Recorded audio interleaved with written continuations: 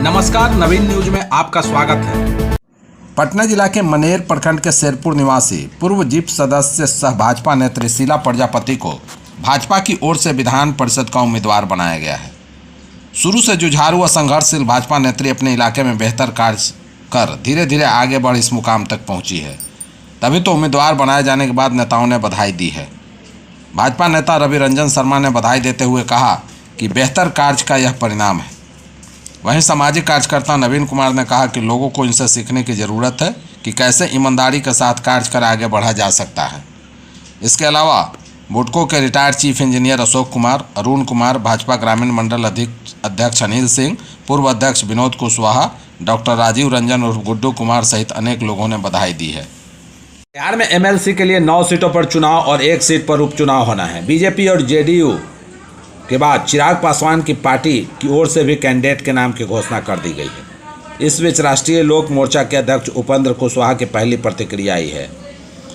Candidate उतारे जाने पर उपेंद्र कुशवाहा ने कहा कि समान प्रक्रिया है, चुनाव तो हो ही रहा है एमएलसी का, अभी क्यों परेशानी में हैं आप लोग, क्यों हड़बड़ी में हैं? नामांकन तो परसों है ना। इस मसले पर उपेंद्र कुशवाहा ने कहा कि गणित हम भी जान रहे हैं, सिर्फ आप ही नहीं जान रहे हैं, इसलिए इंतजार कीजिए। उत्तराखंड में मौसम ने एक बार फिर करवट ली है। तड़के कई इलाकों में मौसम बदल गया है, कहीं बादल छा गए तो कहीं बारिश हुई। वहीं मौसम में आए इस बदलाव से चिलचिलाती गर्मी से कुछ राहत मिली है। देहरादून में सुबह से बारिश हो रही है। मसूरी में भी 2 घंटे लगातार बारिश हुई। यहाँ तापमान 18 डिग्री सेल्सियस हो गया। ऋषिकेश में भी मौसम का मिजाज बदला हुआ है। काले घने बादल छाने के बाद वर्षा शुरू हो गई है। पिछले 2 दिन से धूप निकल रही थी, जिससे लोग उमस भरी गर्मी से परेशान थे। वर्षा होने से गर्मी से काफ़ी राहत मिली है। मौसम विभाग के माने तो देहरादून, टिहरी, उत्तरकाशी, रुद्रप्रयाग, चमोली, बागेश्वर और पिथौरागढ़ जिलों में कई स्थानों पर हल्की से मध्यम बारिश व गर्जना के साथ वर्षा होने की संभावना है। वहीं 4200 मीटर और उससे अधिक ऊंचाई वाले क्षेत्रों में बर्फबारी भी हो सकती है। राज्य के अधिकांश हिस्सों में बारिश, तेज हवाओं और आकाशीय बिजली को लेकर अलर्ट जारी किया गया है। विशेष रूप से देहरादून, टिहरी, पौड़ी, नैनीताल, बागेश्वर, पिथौरागढ़ और चंपावत जिलों के लिए ऑरेंज अलर्ट घोषित किया गया है। बिहार में पिछले कई दिनों से जारी उमस भरी तपती गर्मी और लू से परेशान लोगों के लिए राहत की खबर है। मौसम के मिजाज में अचानक बड़ा बदलाव आया है। मौसम विभाग के माने तो राज्य के 27 जिलों में तेज आंधी तूफान के साथ बारिश का अलर्ट जारी किया गया है। इस दौरान कुछ इलाकों में 50 से 60 किलोमीटर प्रति घंटे की रफ्तार से हवाएं चल सकती है। मौसम विभाग ने आकाशीय बिजली, ठनका गिरने की प्रबल आशंका जताते हुए लोगों को विशेष रूप से सावधान रहने और पक्के मकानों में शरण लेने की सलाह दी है। मौसम विभाग ने बिहार के 12 जिलों में गंभीर मौसम को देखते हुए ऑरेंज अलर्ट जारी किया है। इन इलाकों में मेघ गर्जन के साथ तेज बारिश और वज्रपात की भारी संभावना है। सुपौल, अररिया, किशनगंज, सहरसा, मधेपुरा, पूर्णिया और कटिहार के लिए चेतावनी जारी की गई है। राजधानी पटना और गया सहित राज्य के 15 मध्य और दक्षिण पश्चिम जिलों में येलो अलर्ट जारी किया गया है। यहाँ गरज चमक के साथ हल्की से मध्यम बारिश होने और तेज हवाएं चलने के आसार हैं। स्पेशल विजिलेंस यूनिट ने एक बड़ी कार्रवाई करते हुए टेंडर माफिया रिशु श्री के सबसे करीबी राजदार और सहयोगी संतोष कुमार को पटना के मीठापुर इलाके से गिरफ्तार कर लिया है। जांच एजेंसी के अनुसार संतोष पिछले 15 वर्षों से रिशु श्री के वित्तीय और कारोबारी साम्राज्य का एक बेहद महत्वपूर्ण हिस्सा था और उसकी काली कमाई को ठिकाने लगाने का काम देखता था। दोनों का संबंध वर्ष 2010 से है, जब रिशु डस्टबिन सप्लाई का काम करता था। समय के साथ भरोसा बढ़ने पर संतोष को रिशु की कई सेल कंपनियों में डमी डायरेक्टर बना दिया गया था।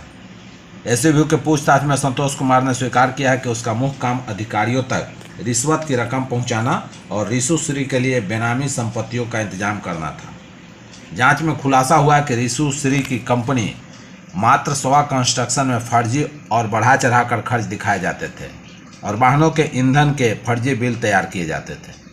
इन फर्जी खर्चों के जरिए बैंक खातों से बड़ी मात्रा में नकदी निकाली जाती थी, जिसका इस्तेमाल आगे चलकर अधिकारियों और इंजीनियरों को रिश्वत देने के लिए किया जाता था। इस पूरे मामले में 125 करोड़ रुपए के भारी भरकम टेंडर घोटाले का भी पर्दाफाश हुआ है। आरोप है कि जल संसाधन विभाग में अपने ऊंचे रसूख और प्रभाव का इस्तेमाल कर सुपौल के बीरपुर स्थित फिजिकल मॉडलिंग सेंटर से जुड़े इस टेंडर को पहले अहमदाबाद की एक कंपनी सेवरॉक्स को दिलाया गया। इसके बाद एक सोचे समझे साजिश के तहत सब कॉन्ट्रैक्ट के जरिए पूरे काम रिसु सिरी की कंपनी मातसवा कंस्ट्रक्शन को सौंप दिया गया। इस पूरे कथित घोटाले में तत्कालीन जल संसाधन विभाग के सचिव और आईएएस अधिकारी संजीव हंस हैं। जांच में पवन कुमार नाम के एक अन्य व्यक्ति की भूमिका भी उजागर हुई है, जो अधिकारियों को बांटे जाने वाले 2% से लेकर 10% तक के कथित कमीशन का पूरा लिखित हिसाब किताब रखता था। रणनीतिक रूप से बेहद अहम जोजिला सुरंग का काम 9 जून तक पूरा हो सकता है। यह कश्मीर और लद्दाख के बीच हर मौसम में कनेक्टिविटी सुनिश्चित करने की दिशा में एक बड़ी उपलब्धि होगी। परियोजना अधिकारियों ने बताया कि 13.15 किलोमीटर लंबी यह सुरंग श्रीनगर लेह राष्ट्रीय राजमार्ग पर जोजिला दर्रे से होकर गुजरती है। 9 जून को अपने अंतिम चरण में पहुंचेगी। इस दिन सुरंग के मुख्य हिस्से के दोनों सिरों को जोड़ने के लिए आखिरी बार विस्फोट किया जाएगा। इस काम के पूरा होने से गांदरबल जिले के बालटाल इलाका द्रास कारगिल के मीना मार्ग से जुड़ जाएगा। अधिकारियों ने बताया कि केंद्रीय मंत्री नितिन गडकरी के इस समारोह में शामिल होने की संभावना है।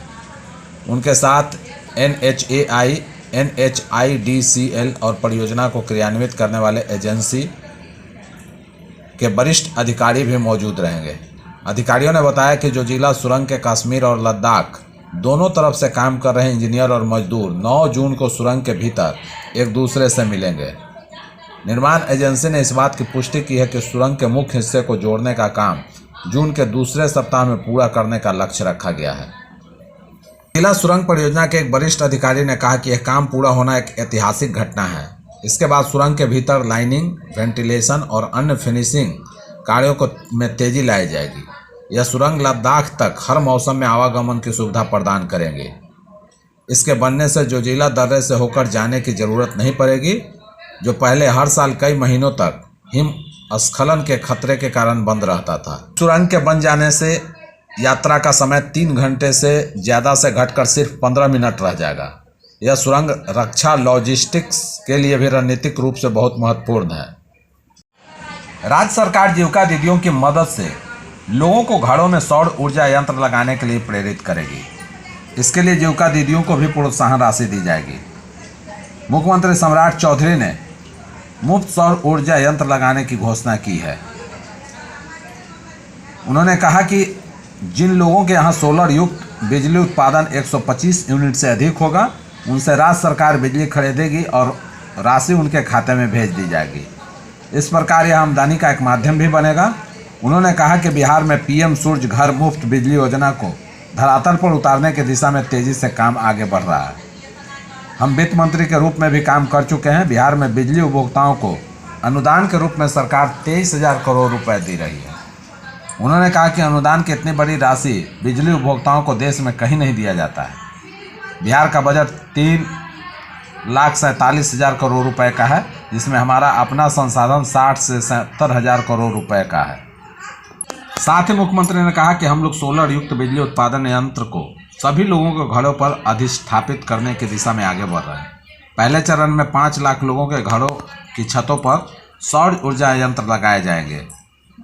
PM सूर्य घर मुफ्त बिजली योजना के तहत लोगों के घरों के छतों पर लगने वाले प्रत्येक सौर ऊर्जा प्लेट पर आने वाली लागत में भारत सरकार 33,000 रुपये की सहयोग राशि उपलब्ध कराएगी, जबकि शेष राशि राज्य सरकार वहन करेगी।